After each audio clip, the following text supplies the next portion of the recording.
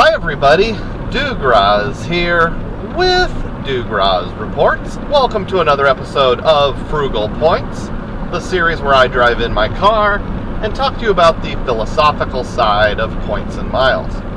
Well, frankly, not a lot of philosophy today, but maybe a sprinkling.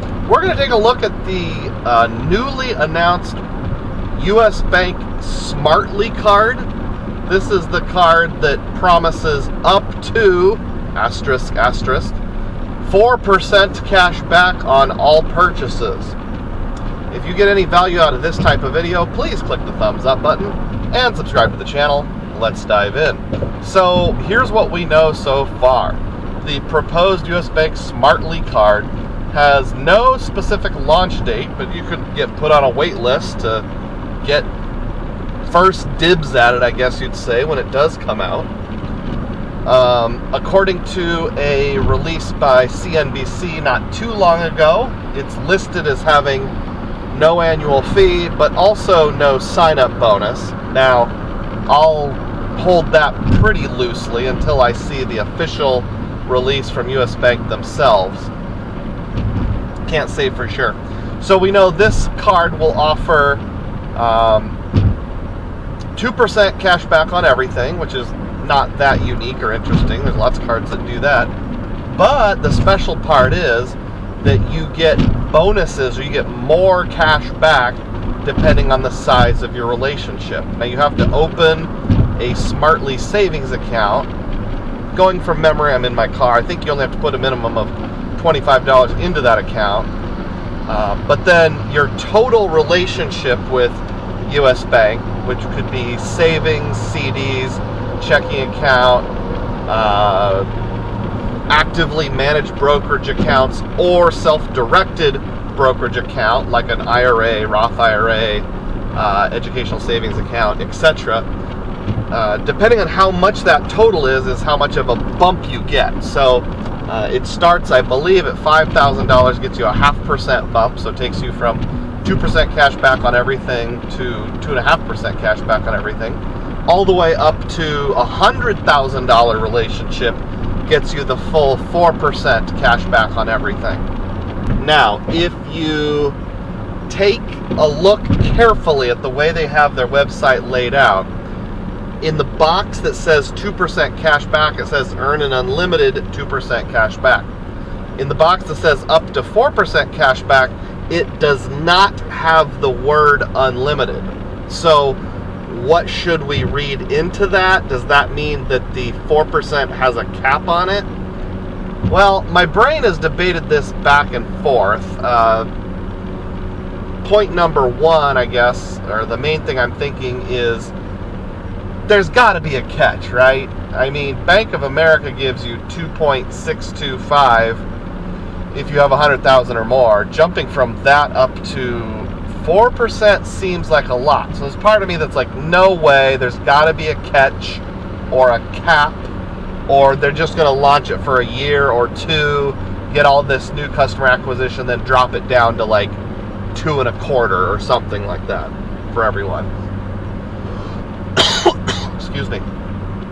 The other part of me thinks, well, you know, maybe for getting a whole bunch of customers who move over $100,000 or more, maybe it's worth it, you know, to keep paying them the 4% on all their purchases. Because, yeah, some people are going to go with huge amounts, but a lot of people are only going to spend $40,000, $50,000 a year, and you know, even if it's $50,000, that's only $2,000 in cash back, and you've got $100,000 plus in assets under management. And some of those people will eventually get car loans and mortgages and, you know, additional investment vehicles and additional CDs with the bank, and maybe for $2,000 to $4,000 a year, it's worth it. So I'm not sure which side of the coin I fall on. You know, I don't work in the back end of banks. I don't know if it's worth it or if it's totally unprofitable. I have no idea, and I guess that's up to them to figure out. Personally, I don't have $100,000 to move over.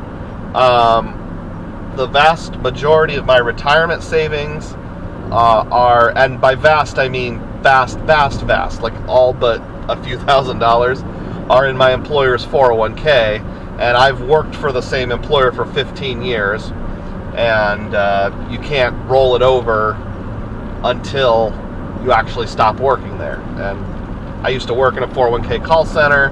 There are some exceptions to that, but trust me, generally speaking, with some exceptions, but not many, most of the time you can't roll your 401k over to an IRA or some other 401k until after you've stopped working there, generally.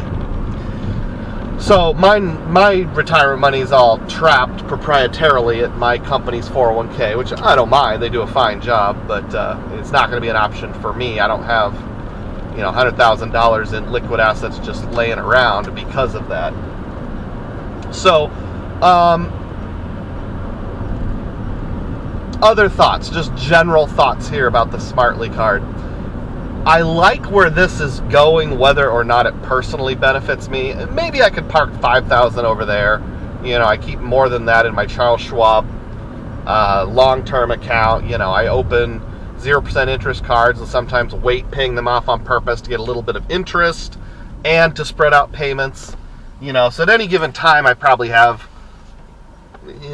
well over $10,000 in some kind of savings account, money market, something like that. I could just shift that around, but I have to do the math to see, if how much U.S. Bank pays. If they have a self-directed, non-qualified investment account, though, you should be able to get most money market mutual funds for, I would assume no transaction fee, although I haven't looked into their stuff yet. In today's day and age, charging a per trade fee on EFTs and mutual funds would be almost ludicrous, it seems like. I mean, there's so many brokerage accounts with unlimited free trades nowadays. That'd be silly to charge a fee of that nature. I think someone said they have a custodial fee of $50 for an IRA, which isn't that much. You'd have to overcome that. Could be worth it unless you have a very small amount. But I like where this is going. Okay, back to getting my train of thought back on the tracks. I like where this is going. I would like to see more banks, especially the transferable currency banks, reward people for their total relationship. So I don't know of any other bank other than Bank of America who does any sort of increased tier. I mean, I would love it if Chase or Wells Fargo or Capital One would say increase your cash back just a little bit based on your overall relationship. So I have a small IRA with Wells Fargo. If they would take me from, say, 2% on the active cash to 2.4 on the active cash or something like that because of that relationship, that would be great. I have my mortgage with Chase. If they would take my Chase Inc. Unlimited from 1.5 up to 2% because I have a mortgage, that'd be great.